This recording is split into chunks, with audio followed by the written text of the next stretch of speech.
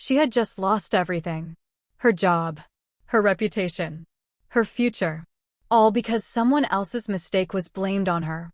That morning, Marris walked out of the hospital with nothing but $20 in her pocket and a visa that would expire in 30 days.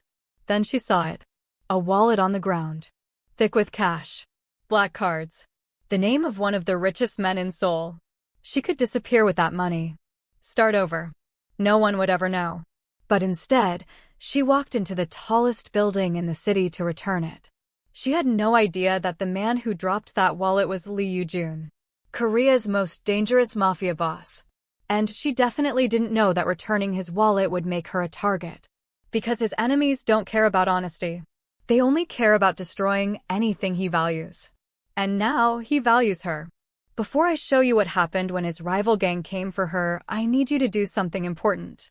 Hit that subscribe button right now. This is African-Korean romance, where the most dangerous men fall for the bravest women, and love breaks every rule. Drop a comment telling me where you're watching from, and what the weather's like right now. Are you somewhere warm? Cold? Rainy? Let me know, because this story is about to heat up no matter where you are. Now let me take you back to the moment my life changed forever. My name is Marris, and 3 months ago I thought I knew what rock bottom felt like. I was wrong. Rock bottom has levels, and that Tuesday morning I discovered a new one. I walked out of Gangnam Medical Center with my badge in my hand and tears I refused to let fall. I am 26 years old. Tanzanian. Alone in Seoul. And now jobless. The medication error wasn't mine. I knew it. God knew it. But the senior nurse who actually made the mistake had been there 5 years. I had been there 5 months. When the patient's family threatened to sue, the hospital needed someone to blame. Guess who that was? The foreign girl with the accent and the dark skin who nobody really trusted anyway. I tried to explain. Showed them my charts. My documentation. Everything was correct on my end. But the head nurse looked at me with cold eyes and said the words that would haunt me. We have to let you go.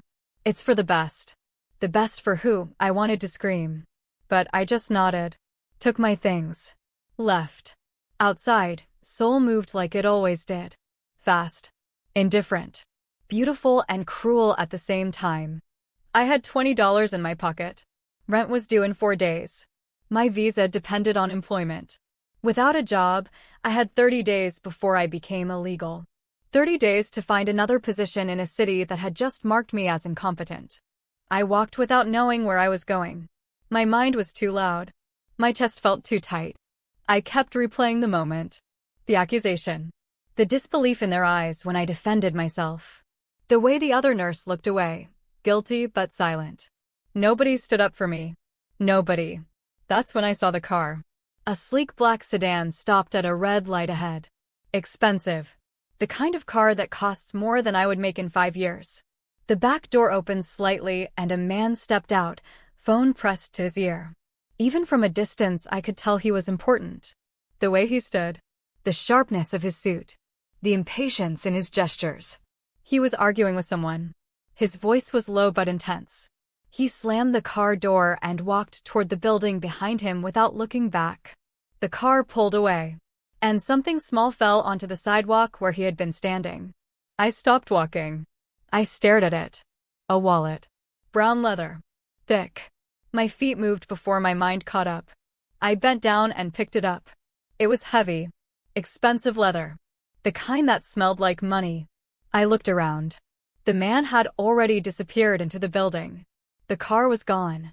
The street was busy, but nobody was paying attention to me. I could walk away right now. Nobody would know. My hands shook as I opened it. Cash. So much cash. Neatly folded bills filled one side. On the other side were black credit cards with gold lettering. And an ID card. Lee Yoo-jun, CEO. The name meant nothing to me then. But the money. God, the money. I could pay rent. Buy a plane ticket home. Survive until I figured things out. I stood there on that sidewalk holding someone else's entire life in my hands. And for the first time since my parents died, I felt truly tempted to be dishonest. My mother's voice whispered in my head. Even when we have nothing, we are not thieves. I closed my eyes. Took a breath. and made a choice that would change everything. I turned toward the tall glass building the man had entered. The sign above the entrance read Lee Enterprises. My legs felt weak as I walked through the massive doors. Inside, everything was polished. Marble floors, high ceilings, people in expensive suits moving with purpose. I felt small in my nurse's scrubs and worn sneakers. A security guard noticed me immediately. His eyes scanned me from head to toe. He stepped forward. "Can I help you?" His tone said I didn't belong. "I need to return something," I said quietly. I held up the wallet just enough for him to see. His expression changed instantly. "Where did you get that?" "I found it outside. It fell from someone's pocket." He didn't believe me. I could see it in his eyes. He grabbed my wrist. Not rough, but firm. "Wait here." My heart started pounding. I wasn't stealing. I was returning it. But already I could feel it. The assumption. The judgment. Within seconds, another guard appeared. They spoke in rapid Korean. I caught a few words. Thief. Police. My chest tightened. Not again.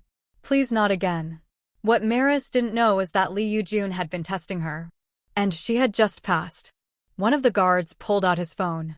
Before he could dial, a voice cut through the lobby. "What's going on?" I turned. It was him. The man from the street. Up close, he was even more intimidating. Tall. Sharp features. Dark eyes that seemed to see everything. His presence made the air feel heavier. The guards immediately straightened. "Sir, this woman was found with your wallet. We believe she stole it." "I found it," I said quickly. My voice shook, but I forced myself to look at him. "You dropped it outside." "I was bringing it back." Lee Yoo-jun stared at me for a long moment. Then he held out his hand. "Give it to me." I stepped forward and placed the wallet in his palm. He opened it slowly. Checked the cash. Flipped through the cards. Pulled out a small folded paper from inside. His jaw tightened slightly. Then he looked at me again. "How much did you take?" "Nothing," I answered immediately. His eyes narrowed. "There was money in here." "A lot of money." "You didn't take any?" "No." "Why not?" "Because it's not mine." Silence. The guards looked confused. Lee Yoo-jun studied my face like he was reading a book. Finally, he spoke. "Leave us." The guards hesitated, then stepped back. Now it was just him and me in the center of that massive lobby. "You're telling me you found this wallet full of cash, and you brought it back without taking anything?" "Yes." He stepped closer. I could smell his cologne. Expensive. Subtle. "You look like you need money." "I do. But not like that." Something flickered in his eyes. Respect maybe. Or curiosity. "What's your name?" "Marris. Marris Anderson." He repeated it slowly like he was memorizing it. "You're not from here." "Tanzania." "What are you doing in Seoul?" "I was working." "Was?" I swallowed. "I lost my job this morning. For something I didn't do." His expression didn't change, but I saw something shift. "Why are you telling me this?" "I don't know," I admitted. "Maybe because you're the first person today who actually listened." He was quiet for a moment. Then he reached into the wallet, pulled out a stack of bills, and held it toward me. "Take it." I stared at the money. My stomach twisted. "I don't want money." "Then what do you want?" "A job," I said quietly. "Any job. I can work. I'm a nurse, but I'll do anything. Clean. File papers. Answer phones. I just need a chance." He looked at me differently then. "Most people I meet want money," he said. "You want dignity. Is that strange?" "No," he replied. "It's rare." He pulled out his phone and made a call. Spoke briefly in Korean. When he hung up, he looked at me again. "Be here tomorrow morning. 8 a.m. You'll work in the medical wing. We have a company clinic. You're a nurse. That's where you'll start." My eyes widened. "Are you serious?" "Yes. But understand something. This is not charity. You work hard or you're out. One mistake and you're gone." I nodded quickly. "Thank you. I won't let you down." "We'll see." He turned to leave, then stopped. "Marris." I looked back. "Don't tell anyone how you got this job." She thought getting the job was her breakthrough. She had no idea it was the beginning of a war. That night, I barely slept. I kept replaying everything. The wallet. His eyes. The way he had looked at me like I was a puzzle he wanted to solve. I washed my clothes carefully. Ironed them. Made sure I looked as professional as possible. When I arrived the next morning at 7:45, my heart was racing. The same security guards from yesterday were there. They looked at me differently now. One of them nodded. You're expected. Third floor. Medical wing. The medical wing was smaller than I expected. Clean. Well-equipped. A middle-aged woman with sharp eyes and a tight bun greeted me. I'm Dr. Han, she said in perfect English. You're the new nurse? Yes, ma'am. Let me be clear. I don't know how you got this position, and I don't care. You follow my instructions. You don't speak unless spoken to. You don't ask questions. Understood? Yes, ma'am. Good. Your first task is inventory. Check every supply. Make a list.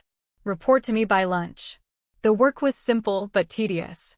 I moved through the clinic carefully, counting bandages, checking expiration dates, organizing medications. Other staff members came and went. Some looked at me curiously. Others ignored me. I kept my head down and focused. By noon I had completed the inventory. Dr. Han reviewed my list without expression. Acceptable. You can take lunch. 30 minutes.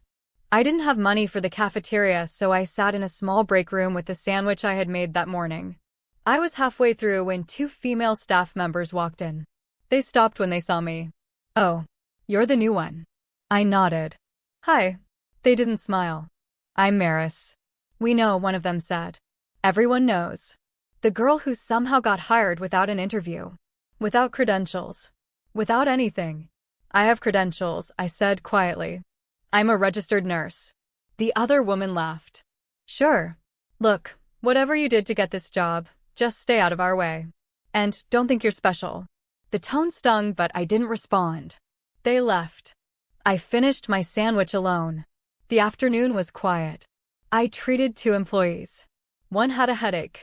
Another had cut their hand in the kitchen. Simple cases. I handled them carefully, professionally. Dr. Han watched me work. When the day ended, she called me into her office. You did acceptable work today, she said. Tomorrow will be harder. I'm ready. We'll see. You can go.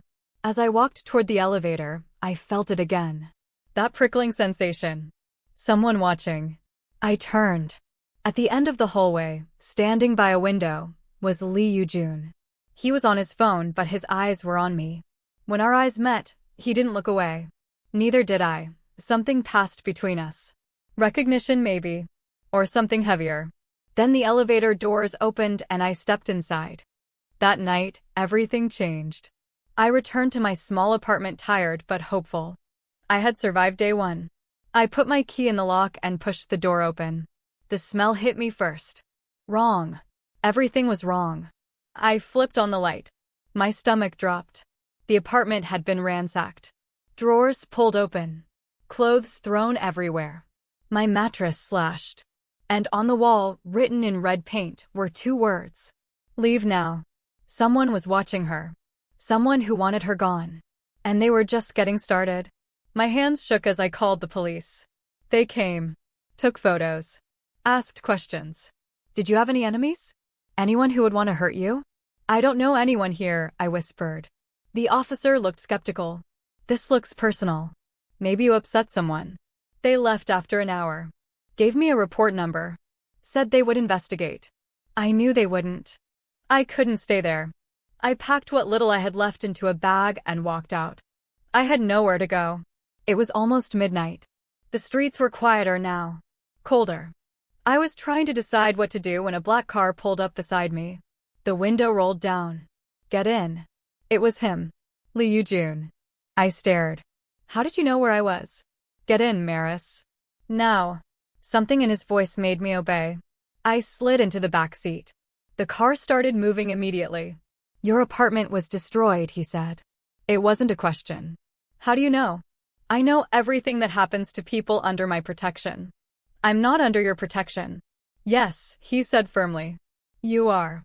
The moment you returned that wallet, you became my responsibility. I don't understand. You don't need to. He handed me a key. This is to a secure apartment. You'll stay there until we figure out who did this. I can't accept that. You don't have a choice. Why are you doing this? I asked quietly. He looked at me then. Really looked at me. Because people who choose honesty are rare, he said. And I protect rare things.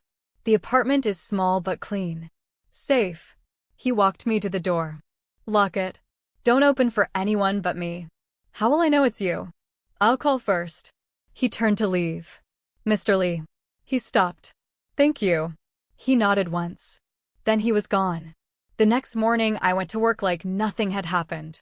But everything had changed. I felt it. The weight of being watched. Being targeted. During my lunch break, I was restocking supplies in the clinic when I heard voices outside the door. It's her. The girl Lee brought in. Why is she here? I heard she seduced him. That's disgusting. I stayed quiet. Kept working. But my hands shook. That afternoon, something worse happened. Dr. Han called me into her office. Her face was furious. Close the door. I did. She pointed to her desk. Medical supplies are missing. Expensive supplies.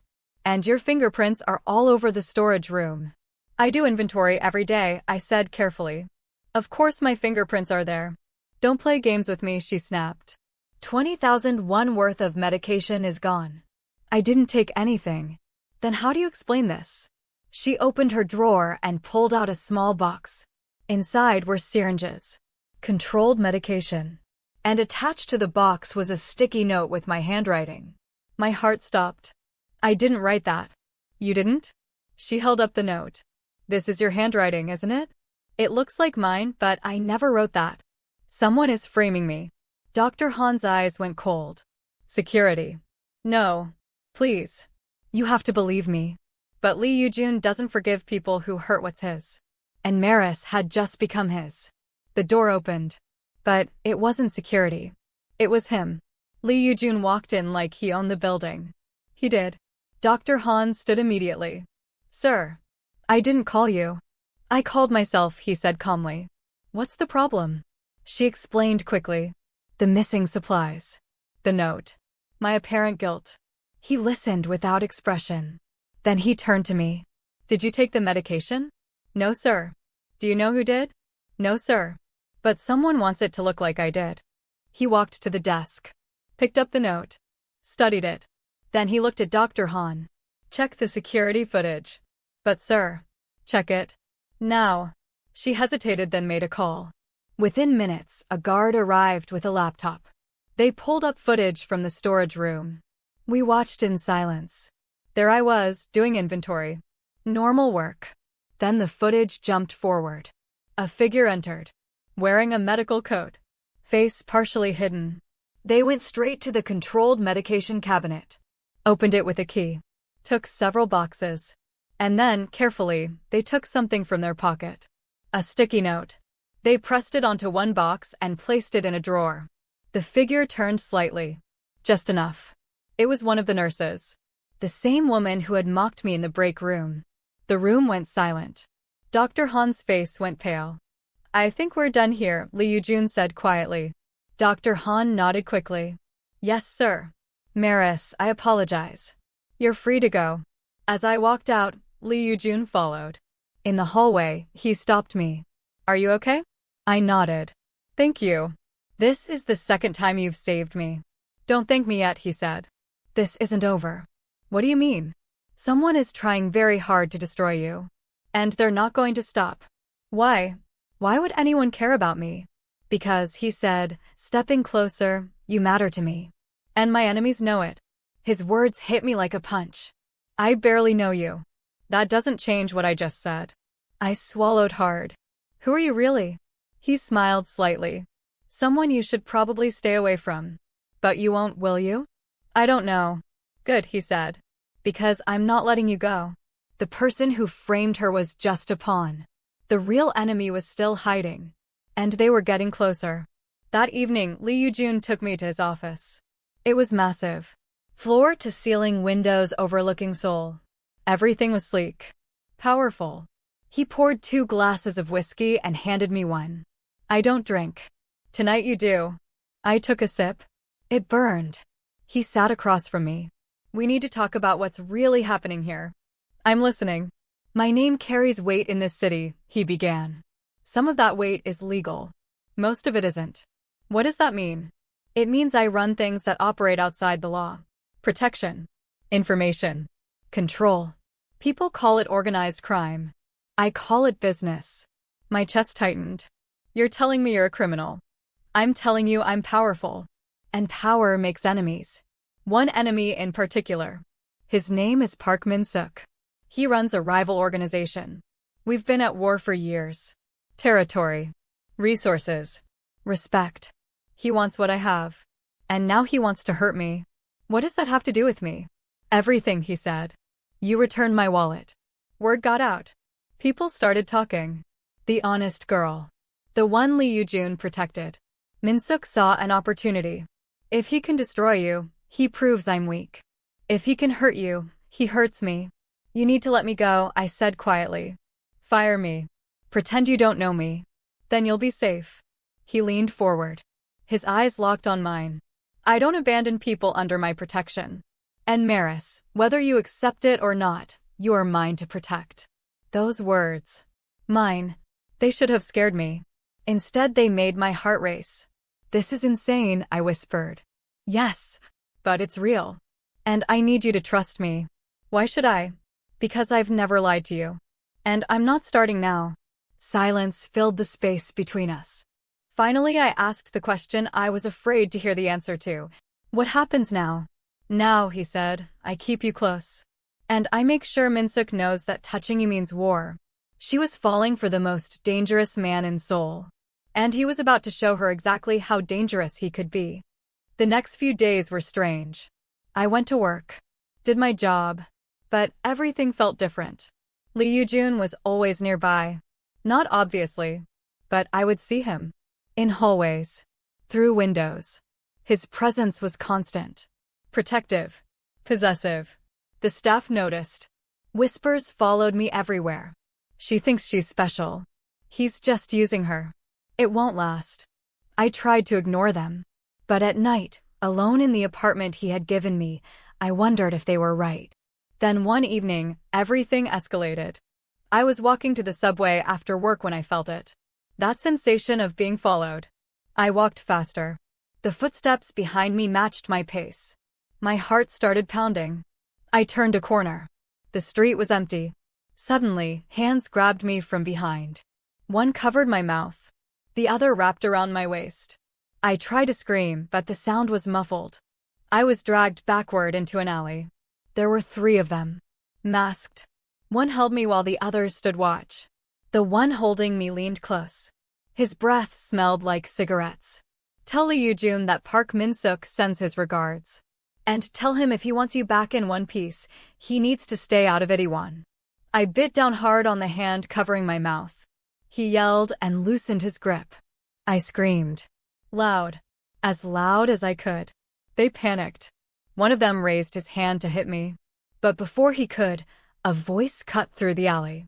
Let her go. Lee Yoo-jun stood at the entrance. He wasn't alone. 4 men flanked him. All dressed in black. All dangerous. The men holding me hesitated. Then they ran. Yoo-jun's men didn't chase them. They didn't need to. He walked toward me slowly. Are you hurt? I shook my head. My whole body was trembling. He pulled me against his chest. His arms wrapped around me tight. You're safe now. I'm here. I don't know how long we stood there. But when he finally pulled back, his eyes were dark with fury. This ends now, he said quietly. In that moment, Lee Yoo-jun made a decision. Anyone who had ever hurt Marris would pay. Starting with his rivals. That night, he didn't take me back to the apartment. He took me to his home. It was a penthouse. Sleek. Modern. Beautiful. Sit, he ordered gently. I sat on the couch while he poured water. Handed it to me. Watched me drink. Then he sat beside me. Too close. Not close enough. Tell me what happened. I told him everything. The hands. The message. The threat. His jaw tightened with every word. Min-suk is escalating, he said. He's testing me. Testing what? How far I'll go to protect you. And how far will you go? He looked at me. All the way. The intensity in his voice made my breath catch. I don't understand why you care this much. You don't have to understand. I don't even know you, I whispered. Yes, you do, he said. You know I'm dangerous. You know I'm possessive. You know I don't let go of things that matter to me. And Marris, you matter. Why? Because you're honest in a world full of liars. Because you're brave when you should be scared. Because when I look at you, I see something I thought I'd lost. What? Hope. The word hung between us. I should have pulled away. Should have created distance. But I didn't. Instead, I asked the question I was terrified to know. What are you going to do? I'm going to end this, he said. Minsuk wanted a war. Now he has won. That night, I stayed in his guest room. But I barely slept. I kept thinking about his words. You matter. Mine. Hope. I kept thinking about the way he looked at me. Like I was something precious. Something worth fighting for. The next morning, I told him about my past. We sat in his kitchen. Coffee between us. I don't know why I told him. Maybe because he had been honest with me. Or maybe because I needed him to understand why trust was so hard for me. I told him about the hospital. The false accusation. The way nobody believed me. The way I lost everything in one day because someone needed a scapegoat. He listened without interrupting. When I finished, he reached across the table and took my hand. That will never happen again, he said. As long as I'm here, nobody will make you carry blame that isn't yours. How can you promise that? Because I don't break my promises. And Marris, I promise you this. Anyone who tries to hurt you will answer to me. The way he said it. The certainty. It should have scared me. Instead, it made me feel safe for the first time in months. That afternoon, I returned to work. But something had shifted. Lee Yoo-jun was no longer hiding his protection. He walked me into the building. His hand on my lower back. Possessive. Public. The message was clear. She's mine. Touch her and die. If your heart is racing right now, hit that like button. Because what happens next will change everything. The staff stared. Whispered. But nobody said anything to my face. Dr. Han avoided eye contact. The nurses who had mocked me suddenly became polite. Fear does that. It makes people respectful. That evening, as I was preparing to leave, Lee Yoo-jun appeared in the clinic. We need to talk. His face was serious. What happened? Minsuk made his move. He hit 3 of my operations last night. Stole shipments. Hurt my people. And he left a message. What message? That this is just the beginning. Unless I give him what he wants. What does he want? Territory. Power. And you. My blood went cold. Me? He thinks if he takes you, I'll fold. Will you? His eyes burned into mine. Never. But Marris, this is going to get worse before it gets better. Maybe I should leave Seoul, I said quietly. Go back to Tanzania. Remove myself from the situation. He stepped closer. His hand came up to cut my face. You're not going anywhere. This isn't your fault. It is. You're in danger because of me. No, he said firmly. I'm in danger because I chose to protect something that matters. And I don't regret that choice. Even if it costs you? Even then. We stared at each other. The air felt heavy. Charged. Then he did something unexpected. He kissed me. Not gentle. Not asking. Claiming. His hand tangled in my hair. His body pressed against mine. And I kissed him back. Desperately. Like I had been waiting for this without knowing it. When we finally broke apart, we were both breathing hard. You're mine, he whispered against my lips. Say it. I'm yours. Good. Because I'm never letting you go. Park Minsuk had been patient. But patience was over. Tonight, he would take what Lee Yoo-jun valued most. The next day started normally. Too normally. I should have known something was wrong. Lee Yoo-jun had been called to an emergency meeting across the city. He didn't want to leave me, but I insisted I would be fine at work. Surrounded by people. Safe. I was wrong. It happened during my lunch break. I went to the parking garage to get something from my locker. The garage was empty. Quiet. My footsteps echoed. I was halfway to the locker when I heard it. The sound of a van door sliding open. I turned. Too late. Hands grabbed me. A cloth pressed over my mouth and nose. Chemical smell. Sweet. Sickening. I tried to fight. Tried to scream. But the world tilted. My vision blurred. And then everything went black. When I woke up, my head felt like it was splitting open. I was in a warehouse. Cold. Dark. My hands were tied behind my back. My ankles bound to a chair. Panic hit me hard. I pulled against the ropes. They didn't budge. A door opened. Light spilled in. A man walked toward me. Older. 50s maybe. Expensive suit. Cold eyes. You're awake. Good. His voice was smooth. Educated. Who are you? I already know who you are, Marris Okon. Tanzanian nurse. The girl who returned a wallet and became Lee Yoo-jun's weakness. You're Park Min-suk. He smiled. Smart girl. What do you want? What I've always wanted. Yoo-jun's empire. And you're going to help me get it. I'm not helping you do anything. He crouched in front of me. You don't have a choice. I've already sent him a message. You for Itaewon territory. He'll refuse. Min-suk's smile widened. Will he? Men like Yoo-jun don't love easily. But when they do, they love obsessively. He'll come for you. And when he does, I'll be ready.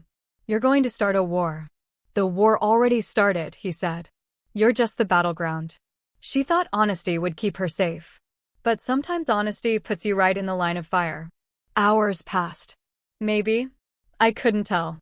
The warehouse was windowless. Timeless. My wrists ached from the ropes. My throat was dry. Min-suk's men came and went, but nobody spoke to me. I was bait. Nothing more.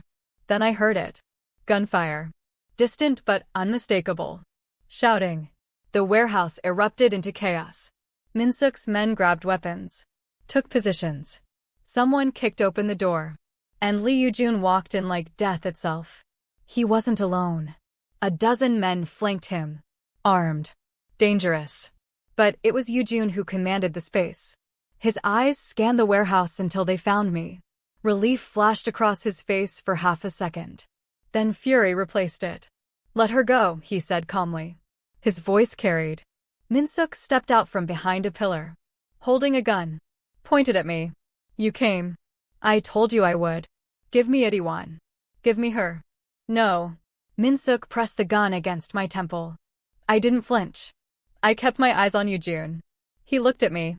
Something passed between us. Trust maybe. Or love. Then he spoke. You think I'm here to negotiate? I think you don't want her dead. You're right. Yoo-jun stepped forward. I don't want her dead. But I'm not giving you my territory either. So here's what's going to happen. You're going to lower that gun. You're going to let her go. And then we're going to end this. Or what? Or I burn your entire operation to the ground. Starting with you. The tension snapped. Min-suk moved the gun from my head to point at Yoo-jun. Bad mistake. In one fluid motion, Yoo-jun drew his own weapon. Fired. The shot echoed through the warehouse. Min-suk dropped. The gun clattered across the floor. Chaos erupted. Yoo-jun's men moved fast. Efficient. It was over in minutes. Lee Yoo-jun had built his empire on fear. Now he was about to remind everyone why. Yoo-jun rushed to me. Cut the ropes. Pulled me into his arms. Are you hurt? Did he touch you? I'm okay, I whispered. I'm okay. He pulled back. Checked me over. His hands gentle despite the violence around us. When he was satisfied I was unharmed, he cupped my face. I thought I lost you. You didn't. I told you I'd never let you go. I meant it. I know. His thumb brushed my cheek. And I'm yours. Completely. Dangerously. Obsessively yours. Good, I whispered. Because I'm not going anywhere. Some love stories are written in roses. This one was written in blood and loyalty. The aftermath was swift. Min-suk's organization collapsed. His people scattered. Yoo-jun's control over the city solidified. But more importantly, everything between us changed. He didn't hide anymore. Didn't hold back. I was his. Publicly. Completely. And I had never felt more free. The company stopped whispering. Dr. Han became respectful. The staff learned quickly that I was untouchable. But it wasn't the power that mattered. It was the way he looked at me. The way he touched me like I was something precious. The way he listened when I talked about my dreams of nursing, of helping people, of making a difference. A week after the warehouse, he called me into his office. Sit. I sat. He handed me an envelope. What is this? Open it. Inside was a letter. An official offer. Head of Medical Services for Lee Enterprises. Full authority. Unlimited budget. My eyes widened. This is too much. No, he said. It's what you deserve. You wanted dignity. You wanted to prove yourself. Now you have the chance. But this is because of you. Because of us. It's because of you, he corrected. Your skill.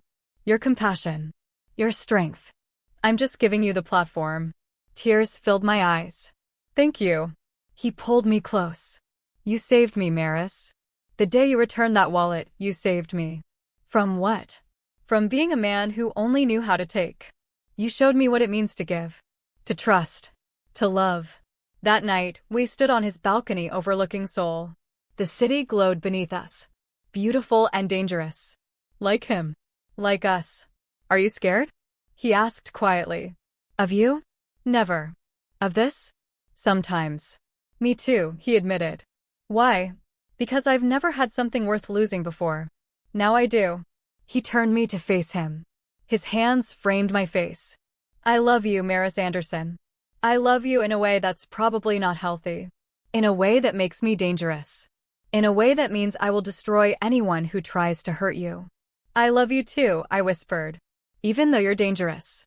Especially because you're dangerous. His kiss was deep. Claiming. When we broke apart, he rested his forehead against mine. Promise me something. Anything. Promise me you'll never regret choosing honesty that day. I pulled back to look at him. How could I regret it? It led me to you. Exactly. And you led me to something I thought I'd never have. What? A reason to be better. Months passed. I thrived in my new role. Built a medical program that actually cared for employees. Yoojun continued running his empire. But he was different now. Less ruthless. More strategic. We were different. Stronger together. One evening, he took me back to the spot where it all began. The sidewalk where I had found his wallet. Why are we here? He asked. To remember. Remember what? That one choice can change everything. He pulled something from his pocket. A small box. My heart stopped. Marris, that day you chose honesty over survival. Today I'm choosing you over everything. He opened the box.